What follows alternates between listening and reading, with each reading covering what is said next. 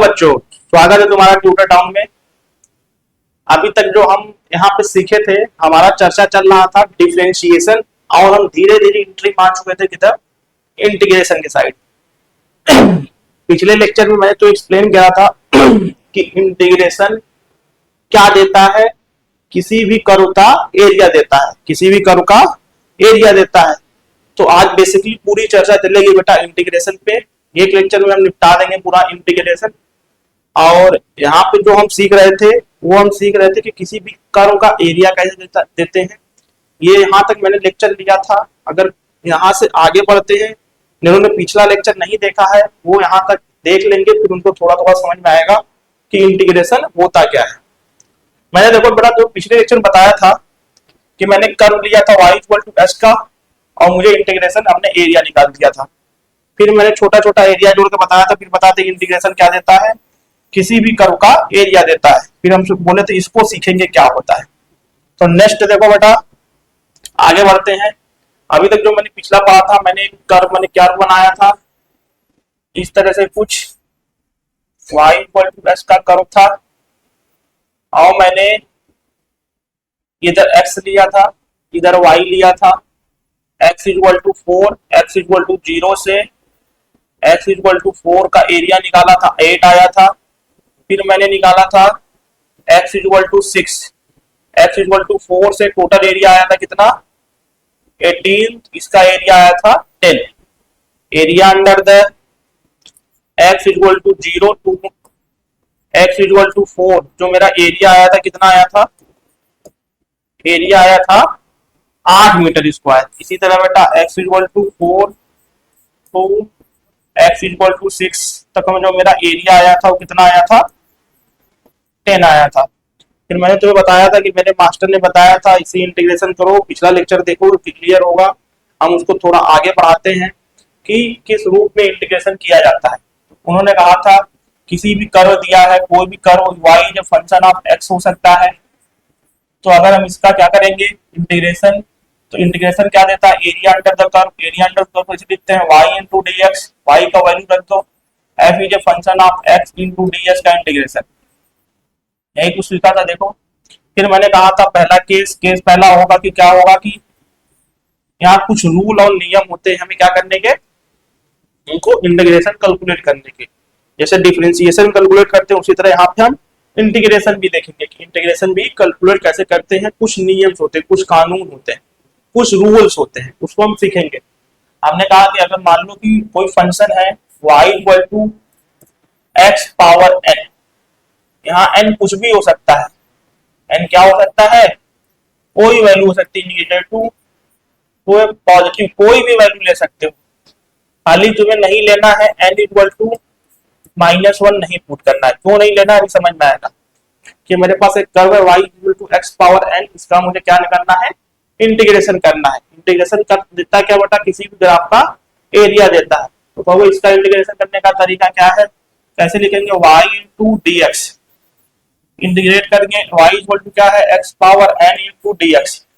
जब कभी भी इस तरह का इंटीग्रेशन होता है बेटा, इंटीग्रेशन का तरीका क्या है, डिफरेंशिएशन में क्या करते थे, पावर को आगे लाते थे, पावर में 1 माइनस कर देते थे। अगर y equal to x power n का डिफरेंशिएशन करते थे तो क्या होता था, पावर को आगे लाते थे, पावर में से 1 माइनस कर देते थे। तो इंटीग्रेशन ही जो उल्टा ऑफ डिफरेंशिएशन, क्योंकि डिफरेंशिएशन तोड़ता है तो इंटीग्रेशन जोड़ता है, क्योंकि सब चीज उल्टा चलेगा इसमें।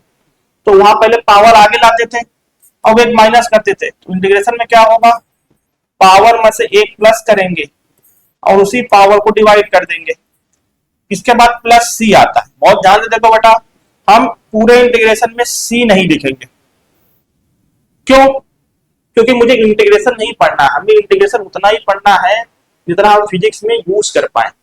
इंटीग्रेशन भी दो टाइप का होता है, इंडेफिनिट और डेफिनिट इंटीग्रेशन। इंडेफिनिट में हम c लिखते हैं और डेफिनिट में हम c नहीं लिखते हैं। c नहीं लिखते तो क्या लिखते हैं, हम लिमिट लगाते हैं। लिमिट कैसे लगाते हैं मैं समझाऊंगा। तो बहुत सारी किताबों में c लिख देता है, c एक कांस्टेंट है। इनडिफिनिट मतलब जिसका कुछ भी पता ना हो, तो वहां कैलकुलेट करते हैं कांस्टेंट का वैल्यू, फिर पुट करते हैं। वो तो पूरा मैथ का पार्ट है, उसमें नहीं घुसेंगे हम। बस ये समझो कि डिफिनिट मतलब कि जो सब कुछ पता हो, लिमिट हमको पता होगा तो हम इंटीग्रेशन निकाल सकते हैं। तो फोकस होना चाहिए लिमिट पे। तो मुझे लिमिट लिखना तुम्हें सिखाऊंगा, और लिमिट लिखना अगर मुझे आ गया तो हम इनडिफिनिट से कोई भी प्रॉब्लम सॉल्व नहीं करेंगे। हम किस पे फोकस करेंगे? डिफिनिट इंटीग्रेशन पे। तो उतना ही समझो, बस ये समझो कि यहाँ जो मैं पढ़ाऊंगा वहां सी नहीं लिखूंगा, क्योंकि इनडिफिनिट मुझे नहीं पढ़ना है, हमें पढ़ना है डिफिनिट। डिफिनिट मतलब हमें लिमिट लगानी आनी चाहिए, लिमिट कहां से कहां तक लगनी है वो हमको समझ में आनी चाहिए। बहुत ध्यान से देखो, तो ये किसका हुआ? y power x power n। क्या सर ये भी ग्राफ ले सकते हैं क्या? चलो चेक करते हैं कि मेरा इंटीग्रेशन सही है कि नहीं। देखो ध्यान से, कहोगे ये ग्राफ है, अगर मैं इसी को y इक्वल टू x मान के इसका इंटीग्रेट करता y इंटू डी एक्स, तो कहोगे y कितना हो गया? x into d x, integration कितना आ गया? X square by 2। कहोगे अगर ये देखो किसका ग्राफ है? y इक्वल टू x, तो इसका एरिया कितना आया? Area under the curve, area under the curve integration आएगा, एरिया अंडर द कर्व जो इंटीग्रेशन से आया कितना आया बेटा? X square by 2, x square by 2। तो मेरा एरिया सही आया कि नहीं, एक बार चेक करते हैं। हमारा जो एरिया आया था ट्रायंगल का बेटा कहां से आया था? 0 से लेके 4 तक में 8 आया था, 4 से लेके 6 तक में कितना आया था? 10 आया था। देखो बेटा हमारे पास जो, अगर मैं इसको कैलकुलेट करूंगा तो मुझे लिमिट लगानी आनी चाहिए। लिमिट कैसे लगाते हैं? जब कभी भी किसी भी इंटीग्रेशन करते हैं, मान लो y equal to x power n लिखा है इंटू डी एक्स, इसमें लिमिट लगाते हैं, इसको लिखते हैं लोअर लिमिट, इसको लिखते हैं अपर लिमिट। तो कहोगे इसका कैलकुलेशन कितना हो जाएगा? x power n plus 1 divide by n plus 1। तो क्या करते हैं, x की जगह पहले क्या लिखते हैं? Upper limit power n plus 1 minus lower limit, यहाँ डिवाइड कितना आ जाएगा? n plus 1, lower limit n plus 1 divide by n plus 1। इसको कैलकुलेट कर लेते हैं तो मेरा एक न्यूमेरिकल वैल्यू आएगी, वही एरिया अंडर द कर्व होता है। देखो ध्यान से, तो इसमें लगा के हम निकाले क्या एरिया अंडर द कर्व? कहो इंटीग्रेशन कितना आया? y इंटू डी एक्स का स्क्वायर बाई 2। चलो इसको हम कैलकुलेट करते हैं और लिमिट लगाते हैं। कहो इसका एरिया कहां तक निकाले थे? ध्यान से देखो बेटा, तो मैं सॉल्व करता हूं, इसको थोड़ा सा हटा देता हूं, इसको थोड़ा सा हटा देता हूं तो मेरे लिए थोड़ा इजी हो जाएगा और जगह मिल जाएगा मुझे करने को। ये समझो कि sir area y into d x, y into d x, y किसके बराबर था? x के बराबर। x इंटू डी एक्स का इंटीग्रेशन कितना आया? X square by 2। लेकिन मुझे क्या देता है? यही क्या देता है? एरिया अंडर द कर्व देता है। यही क्या देता है? एरिया अंडर द कर्व देता है। तो कहोगे एरिया अंडर द कर्व आया, ये किसके कहां से कहां तक एरिया दिया? उसकी मुझे लिमिट लगानी पड़ेगी। मेरा जो अपने एरिया निकाला था 0 से लेके 4 तक, एरिया कितना आया था? 8। तो लिमिट डाल लेते हैं बेटा 0 टू 4, 0 टू 4, यहाँ 0 टू 4। तो लिमिट लगाएंगे बेटा 0 टू 4, 0 से 4 तक लगाएंगे तो बेटा कितना आया? ये पहले अपर लिमिट रखो, तो 4 का whole square divide by 2 minus lower limit 0 का होल स्क्वायर डिवाइड बाई 2। ये मेरा लिमिट लग गया। तो देखो एरिया कितना आ गया? 8, 4 स्क्वायर मतलब 16 बाई 2 हो गया कितना? 8 हो गया। आंसर एकदम सही आया था। मैंने यहाँ क्या किया था? किसका लगाया था? ट्रायंगल का एरिया निकाल कर कैलकुलेट किया था। चलो एक और चेक कर लेते हैं। जो मेरा ये वाला एरिया आया था वो कितना आया था? 10। कैलकुलेट करते हैं, लिमिट लगाना आना चाहिए। किसके बीच में एरिया निकालना है? 4 से 6, 4 से 6। अच्छा 4 से 6 लगाएंगे तो x into d x, x into d x integration कितना हो जाएगा? X square by 2, upper limit और लोअर लिमिट 4 और 6। अपर लिमिट कितना है? 6, 6 का whole square divide by 2 minus 4 का होल स्क्वायर डिवाइड बाई 2। देखो बेटा 36 बटा 2 डिवाइड बाई 16 बटा 2, 36, 36 में से 16 गया कितना आ गया? 20, 20 डिवाइड बाई 2 आ गया 20। अच्छा 20 डिवाइड बाई 2 हो जाएगा कितना? 10।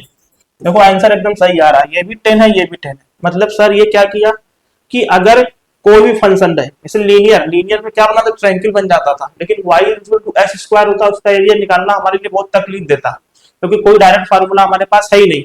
इसलिए बेटा कोई भी फंक्शन है हमको लिमिट लगा दो, सर किसके किसके बीच में एरिया निकालना है, जो हम कैलकुलेट कर देंगे।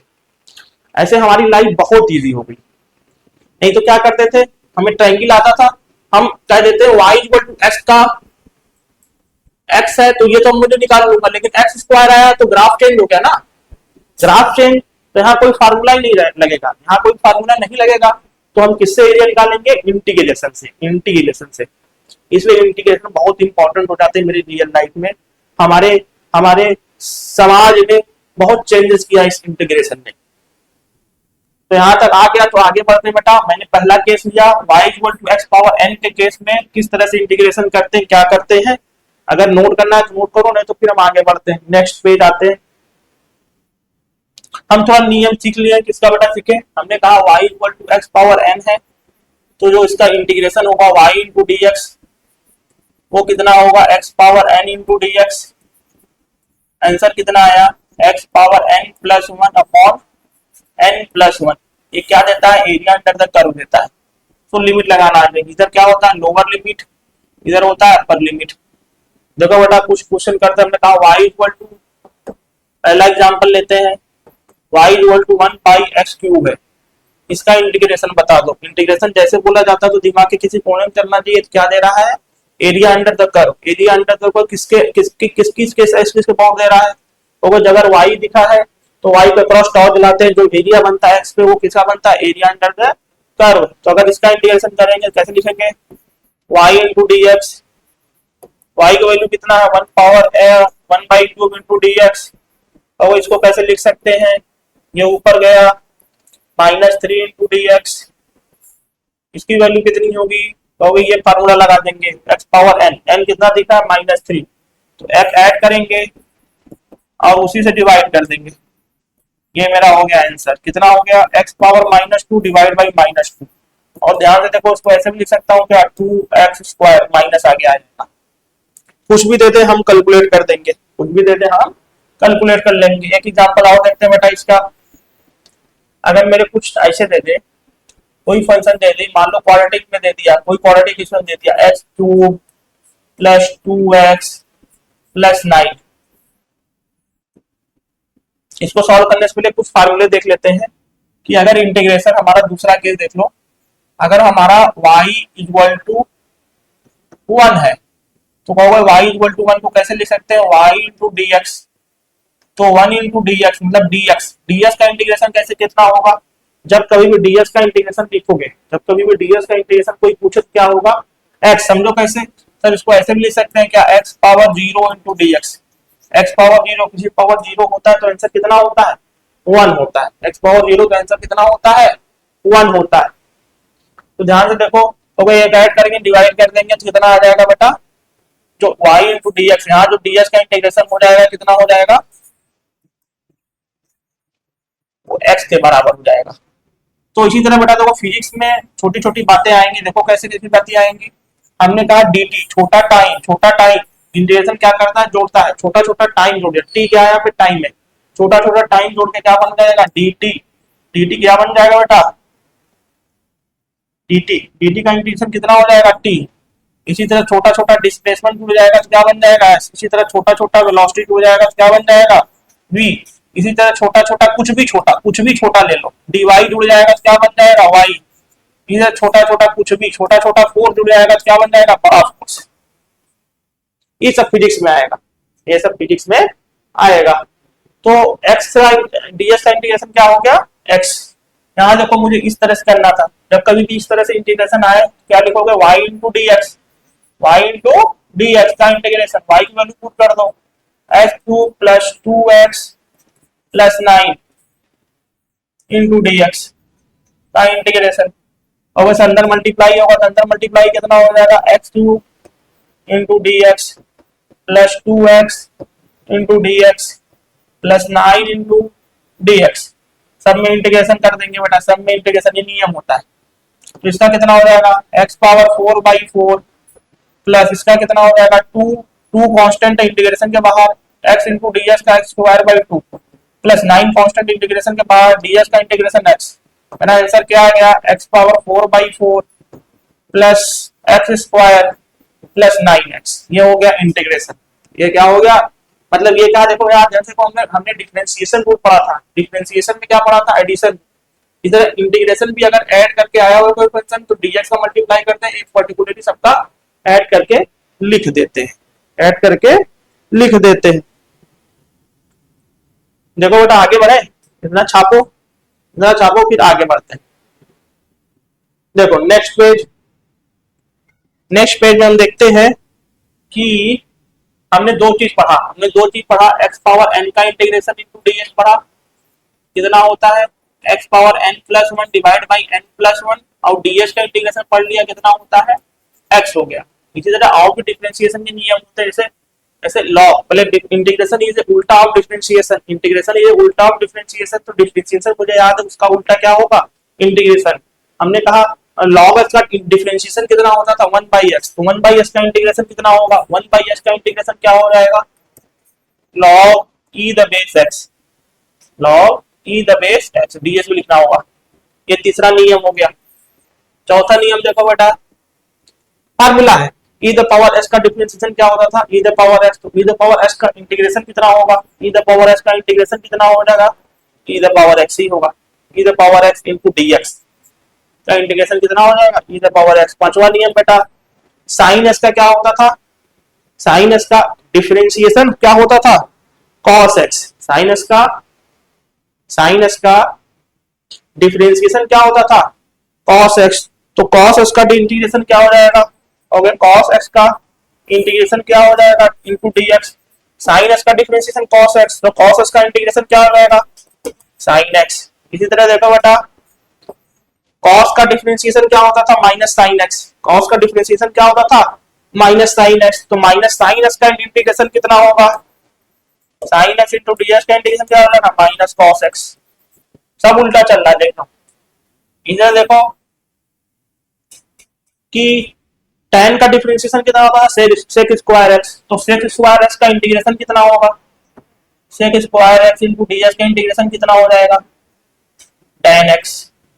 इसी तरह कुछ भी ले लो, इसी तरह मैंने कहा कि cot का डिफरेंशिएशन क्या होता था माइनस कोसेक स्क्वायर x, तो माइनस कोसेक स्क्वायर x का इंटीग्रेशन क्या हो जाएगा माइनस cot x, तो माइनस कोसेक स्क्वायर x का इंटीग्रेशन क्या हो जाएगा dx माइनस cot x।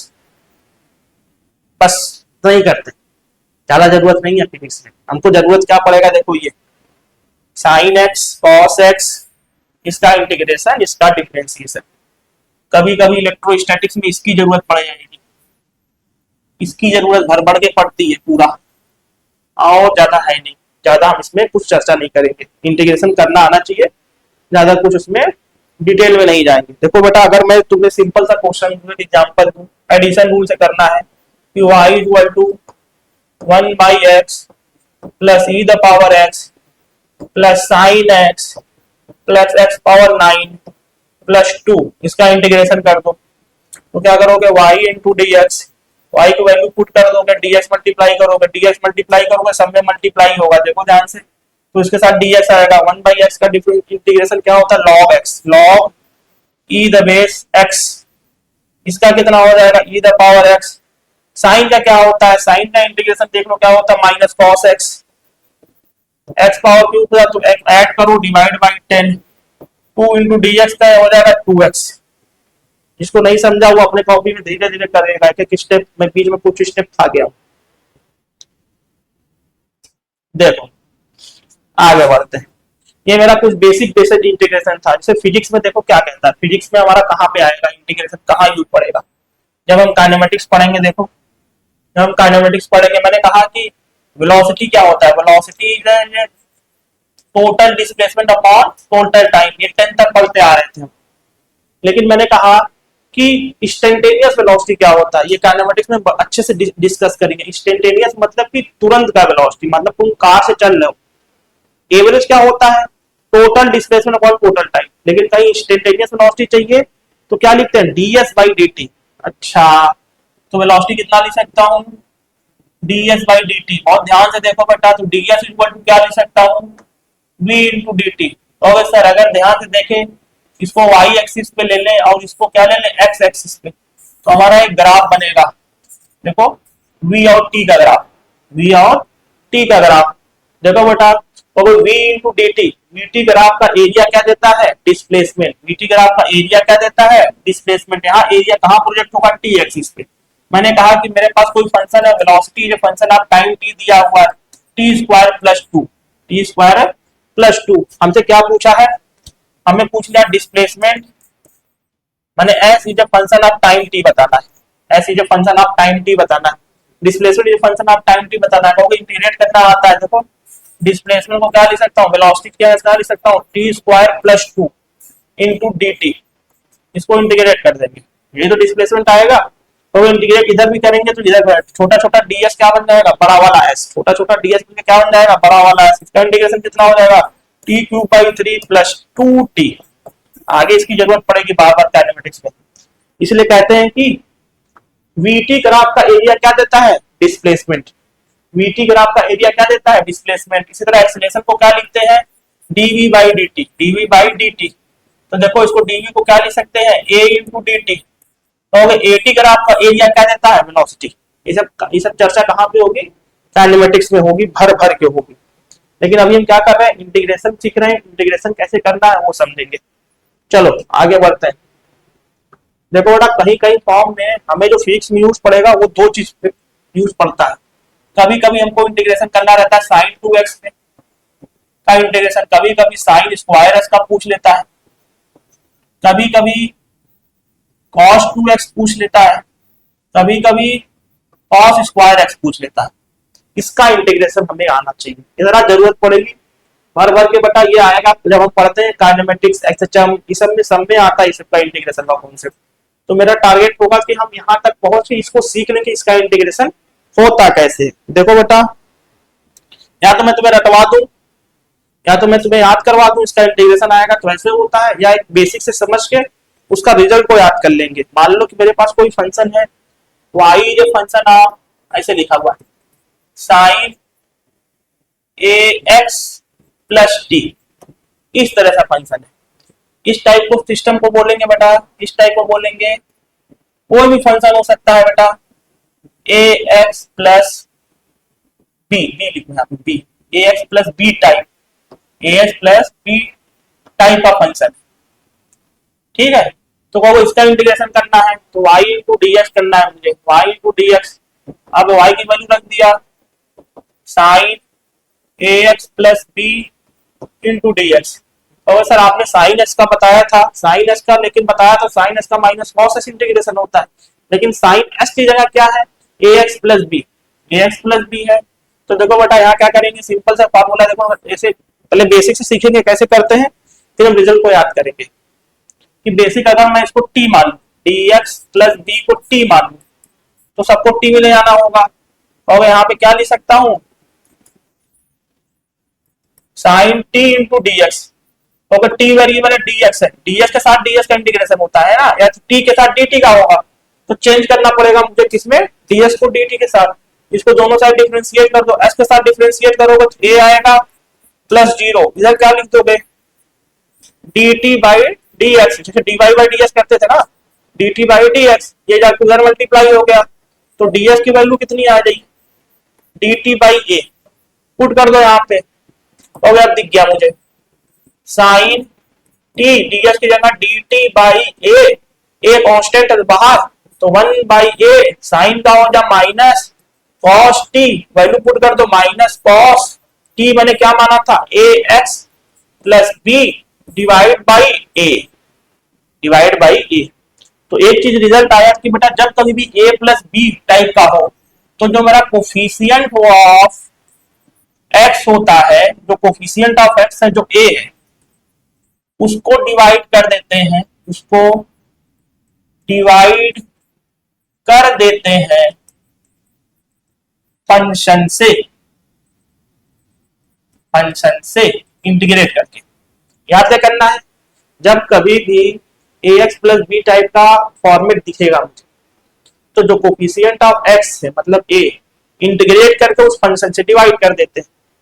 तो बेटा मुझे कहां पहुंचना था, कहां पहुंचना था, तो मुझे ये कॉन्सेप्ट याद हुआ।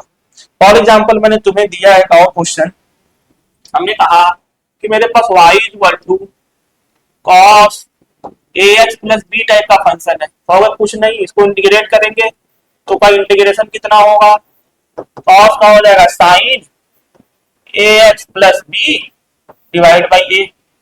आउट दे दिया y equal to e the power a x plus b type का, तो कहोगे कुछ नहीं, इंटीग्रेशन कितना होगा, तो भाई ई द पावर एक्स का सेम ही होता है, e the power a x plus b divide by a. Log का भी देख लेते हैं। अगर मेरे पास कोई फंक्शन है लॉग इस तरह का नहीं है, कर दो, हमने पास कोई फंक्शन है, देखो बेटा मेरे पास कोई फंक्शन है y equal to 1 power a x plus b type का, तो इसका इंटीग्रेशन कितना होगा, y into d x, y को वैल्यू रखोगे तो 1 बाई एस का लॉग एस होता है, तो यहाँ 1 बाई एस से रिप्लेस होगा a x plus b type का, तो log e the base a x plus b divide किससे करोगे, ए से। कॉन्सेप्ट है। इसी तरह देखो मुझे करना था साइन एक्स का, साइन 2x का ना, तो अगर साइन 2x का इंटीग्रेशन कैसे होगा, अच्छा गुरु साइन 2x इंटू ds का इंटीग्रेशन कैसे होगा, बहुत ध्यान से देखो बेटा, कहोगे ax प्लस b टाइप का तो दिख रहा है सर, लेकिन यहाँ पे b क्या है, 0 है, तो a कितना हो गया 2 हो गया, b कितना हो गया 0, तो ax प्लस b में जो कोफिशिएंट ऑफ x होता है उससे डिवाइड करते हैं, तो साइन का क्या हो रहा है बेटा इंटीग्रेशन, साइन का integration minus cos 2x, coefficient of x से डिवाइड कर दिया, काम खत्म।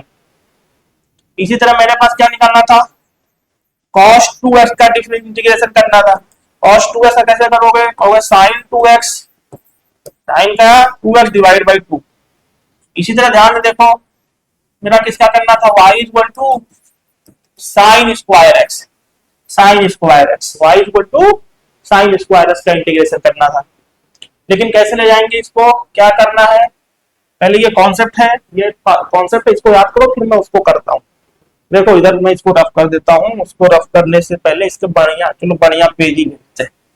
मेरे पास फंक्शन क्या था, y equal to sine square x, इसका इंटीग्रेशन करना था, लेकिन मुझे साइन स्क्वायर का तो पता नहीं है, हमें 2x ax plus b type का पता है, लेकिन हाँ सर एक फार्मूला आपने ट्रिग्नोमेट्री बताया था, देखो क्या बताया था, cos स्क्वायर थीटा, ऐसे नहीं, तो cos 2 थीटा का फार्मूला, cos 2 थीटा,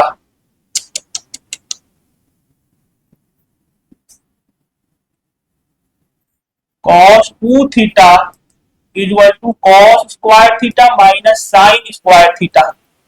ये कहां से निकाला, ट्रिग्नोमेट्री से फार्मूला मुझे याद है, क्योंकि मुझे 2 आ जाएगा, स्क्वायर का नहीं जानता होगा, 2x आ जाएगा तो मैं इंटीग्रेशन कर ले जाऊंगा, लेकिन कैसे रिप्लेस करते देखो, और बेटा एक फार्मूला हमें पता है, sine square theta plus cos square theta equal to 1, तो कहोगे किसको रिप्लेस करना है, साइन को, तो यहाँ पे क्या लिख दूं, क्या लिखूं, कॉस को रिप्लेस करूं, क्या काम बन जाएगा, मतलब कॉस को रिप्लेस करो तो कॉस स्क्वायर थीटा को कितना ले सकते हो, 1 minus sine square theta, put कर दो तो आएगा 1 minus 2 sine square theta, sign square theta add हो जाएगा cos 2 theta, sign square theta को कितना लिखता हूँ, ये इधर आएगा वो उधर जाएगा, तो 2 sine square theta equal to 1 minus cos 2 theta, तो sine square theta equal to 1 minus cos 2 theta divide by 2, value put कर दो यहाँ, और अगर इंटीग्रेट करना तो y into d x, y किसके बराबर है, sine square x into d x का इंटीग्रेशन, साइन स्क्वायर को कितना ले सकता हूँ 1 minus cos 2x divide by 2, integrate into d x, integrate करना था 2 का डिवाइड कर दो तो 1 बाई 2 इंटू डी एक्स का integration minus cos 2x by 2 का इंटीग्रेशन इंटू डी एक्स। बहुत ध्यान से देखो इसका कितना हो जाएगा, 1 बाई 2 बाहर, 1x बाई 2 हो गया, साइन में कितना होता है इंटीग्रेशन cos, तो माइनस माइनस छोड़ दो, तो साइन का हो गया कितना, cos का साइन 2x, लेकिन a प्लस बी में देखो इसमें क्या है, a प्लस बी वाला फॉर्मेट दिख रहा है, लेकिन यहाँ पे b कितना है 0 है, b कितना है 0 है, तो उसे डिवाइड कर देंगे, आंसर आ गया 4। ये समझा, क्योंकि बेटा ये जरूरत पड़ेगी, इसलिए मैं यहाँ खींच के ले जा रहा हूँ कि करना कैसे। बहुत ध्यान से देखो बेटा, एक लास्ट कर लेते हैं, लास्ट किसका था, y इक्वल टू साइन का कर लिया ना, cos स्क्वायर s का integration, y equal to cos square s का इंटीग्रेशन, इसको कैसे करेंगे, तो y इंटू डी एक्स, अब यहाँ पे क्या लिखेंगे cos square x into d x, तो यहाँ पे cos भी निकाल सकते हैं क्या, कॉस निकालोगे तो बेटा देखो 2 cos स्क्वायर थीटा माइनस 1, ये उधर जाएगा, ये उधर जाएगा, तो cos स्क्वायर थीटा को कितना लिख सकते हैं, 2 cos स्क्वायर थीटा, हमको cos में लिखना है ना, तो ये उसको उधर भेज देगा। यहाँ देखो, इसको cos 2 थीटा को ये भी लिख सकते हैं ना, साइन को रखोगे, साइन को रखोगे कितना, 1 minus cos square theta add हो जाएगा तो 2 cos स्क्वायर थीटा माइनस 1, ये वैल्यू इधर जाके ऐड हो जाएगा और डिवाइड में कर देंगे, तो वैल्यू कितनी आ जाएगी, देखो ध्यान से, 1 प्लस cos 2 थीटा, थीटा यहाँ पे क्या है, x है, थीटा यहाँ पे क्या है, x है, 2x डिवाइड बाई 2। अब इसका इंटीग्रेशन करना बहुत इजी हो जाएगा, क्योंकि मुझे a प्लस बी का फॉर्मूला पता है। इसका करोगे तो बेटा 1/2 कॉमन बाहर ले लो, x ds का इंटीग्रेशन x और cos का क्या आ जाएगा, minus sign 2x divide by 2, ये मेरा वैल्यू आ गया किसका, इंटीग्रेशन का। ये छोटे छोटे कॉन्सेप्ट जो मुझे जरूरत पड़ेगी इंटीग्रेशन का, कहाँ पे, हाँ फिजिक्स में, फिजिक्स में हमने लिमिट लगाना सीख लिया, मैंने इंटीग्रेशन सीख लिया, और जो बेसिक कॉन्सेप्ट था इंटीग्रेशन का, इसकी जरूरत बेटा काइनेमेटिक्स में पड़ेगी, इंटीग्रेशन की भर भर के पड़ेगी, डिफरेंशिएशन सीख लिया। अब हम नेक्स्ट चैप्टर में स्टार्ट करेंगे इंटीग्रेशन। मैथ के ऊपर ज्यादा क्वेश्चन हम करने वाले नहीं है, मैथ हम बेसिक मैथ जानना है कि कहाँ कहाँ हमको यूज पड़ेगा फिजिक्स, मैंने उतना ही बताया है, मैंने कोई भी डिटेल में तुम्हें मैथ नहीं पढ़ाया, मैथ का लेक्चर नहीं था, बस बेसिक मैथ था ये, कि इंटीग्रेशन क्या करता है, डिफरेंशिएशन क्या करता है, डिफरेंशिएशन किसी भी कर्व का स्लोप देता है, इंटीग्रेशन किसी भी ग्राफ का एरिया देता है, डिफरेंशिएशन इज उल्टा of integration and so on. तो मैंने इंटीग्रेशन डिफरेंशिएशन सीख लिया, बेसिक बेसिक चीजें, जहां जहां चीजें यूज पड़ेगी वो भी मैंने तुम्हें बताया।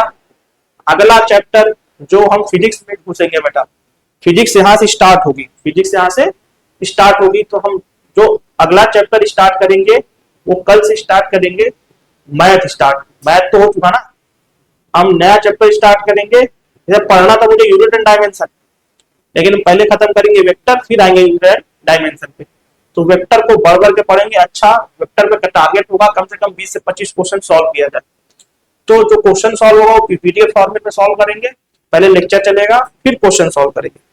Thank you.